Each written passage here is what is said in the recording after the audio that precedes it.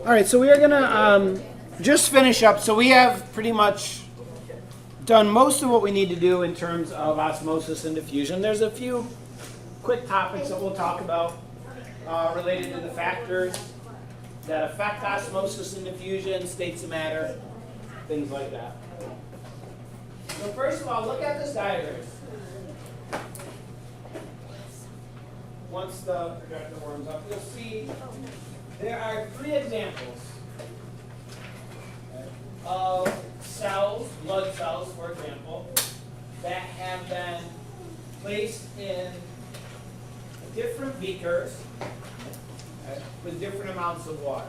So if we look at these first cells, if we put cells in a liquid that has the same concentration of water as the cells, what would happen to it? We put cells in a liquid with the same concentration of water as the cell. Basically nothing. Right? This is the example I was giving about giving saline solution, putting it into a person's veins if they need to be rehydrated. That if it's balanced with the blood cells, there's not going to be water moving into or out of the cells at any great degree. So the cells basically stay the same size. Now look at A. So what seems, raise your hand if you can tell me, what seems to have happened to the blood cells in A? Danielle? They shriveled up. They shriveled up. They shrank. Why would they shrink or shrivel up? What's an explanation for why that happened to them? Olympia? Because there wasn't any salt in the water? No. Wait, no, I mean, Okay, go ahead, Olympia. Just go ahead. Continue. there was too much salt in the water, so all the water went on the cell. Yeah, so the liquid that they were in had a low concentration of water. Maybe it was very salty or had something else dissolved in it. And therefore, what happened to the water in the cell? It left the It diffused out, causing the cell to shrink or shrivel. What about B? So explain to me what's going on in beaker B. Jake Garcia? the cells are growing. The cell's growing, increased in size. Why? It's either there's not enough water or not enough salt. Well, why would it be growing in size? Because there was a lot of salt and not enough water. Where? In the cell. In the cell? Okay, so what was outside the cell? Water, and what water had a higher concentration outside, and therefore went into the cell, causing it to swell up. So this is what would happen if they put pure water into your veins. Your blood cells would increase in size, they could even burst. They also lost a lot of color. Isn't that how you get a bruise? No. No. All right, so heat energy, and the reason I have the faucet on is so I can show you this. Oh.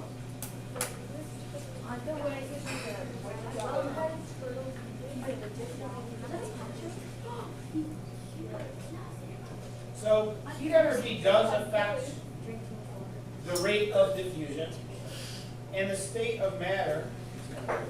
The state of matter also affects how quickly diffusion happens. Typically, molecules can diffuse most quickly in a gas and more slowly in a solid or a liquid. And that's because of the movement of molecules.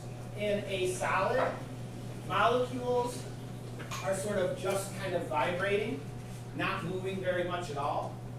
But in a liquid, the molecules are moving around to a greater degree, and in a gas, they're really moving around quickly. And so if you have a substance diffusing in a gas, it's going to diffuse more quickly than it would in the liquid. Temperature also affects diffusion, and that's what I'm going to show you here.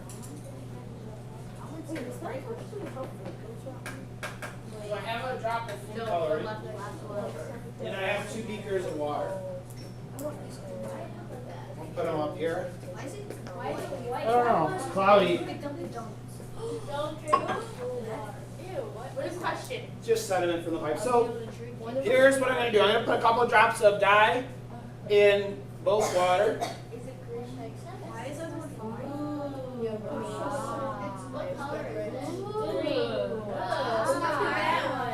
So what is happening to the dye? It's diffusing. When I put the first drops in there, they were in a very concentrated area. As molecules run into each other, they're gradually spreading out, and they're starting to spread throughout the water until they have an equal concentration. Oh, Why? also notice something that the less cloudy green dye, the less cloudy here, the green spread more faster. Yeah. Yes. Now we would expect that the molecules would diffuse more quickly in the warmer water, but it doesn't look like. I think it's because of that sediment that was in there. Because actually this water is warmer, okay, and this water is colder. If you look at this example in your notes, this would be the warmer one, this would be the colder one. Because the warmer water, the molecules are moving more quickly, we would expect diffusion to happen more quickly. So we can increase the rate of diffusion by adding heat, but also by adding a surface area. If we have a large area where molecules can move through a membrane, diffusion will happen most quickly. And our bodies have special adaptations that allow us to have a great surface area in organs where diffusion is important. Can you think of a part of the body, a human body, where diffusion is really important? Yeah. In your lungs.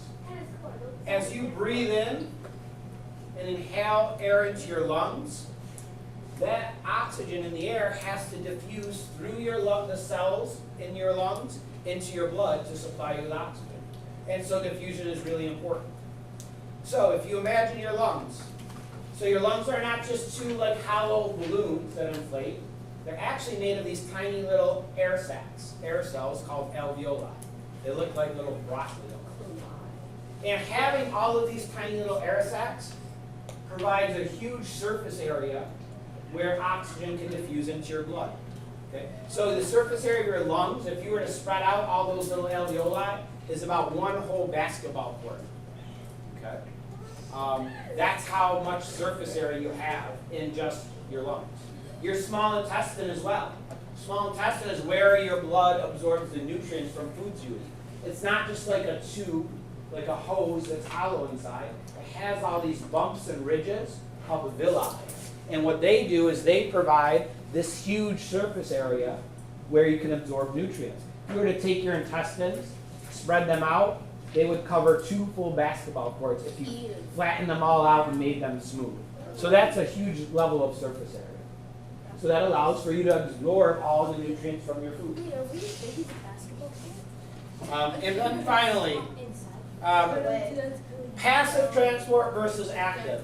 This was in note sheets you were doing. So diffusion is an example of passive transport. When molecules move from high to low concentration, and it doesn't require any added energy. Molecules just do it naturally. I gave you the example. If I cram every 7th grader in the school into this room and then open up the door, would I have to tell people to move? Yes. Or would they just go on their own? They go on their own. Just go on their own without any added energy. Would any 9th graders walk into this room if every 7th grader in the class were here? No. But if I open the door and I found a 9th grader, I could use some added energy and I could grab a 9th grader and I could force her to come into this room. She wouldn't want to on her own. Okay? That would be an example of taking a student from what concentration out there? Low concentration, jamming her into this room with a high concentration. But I had to expend some energy. Thank you, sir. So active transport requires some energy because I'm forcing molecules to go the opposite of what they normally would do. They're going from a lower concentration to a higher concentration. This does happen in our bodies. In certain situations, our body needs to move molecules from a low to high concentration to pump them out.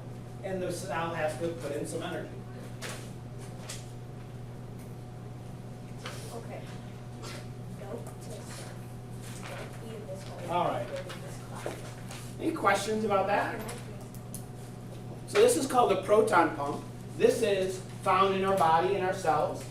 It's found in mitochondria, and it pumps hydrogen ions out of the cell, and then as they flow back in, they can help do some work. But to pump them out, it takes some energy to do that. That's active transport.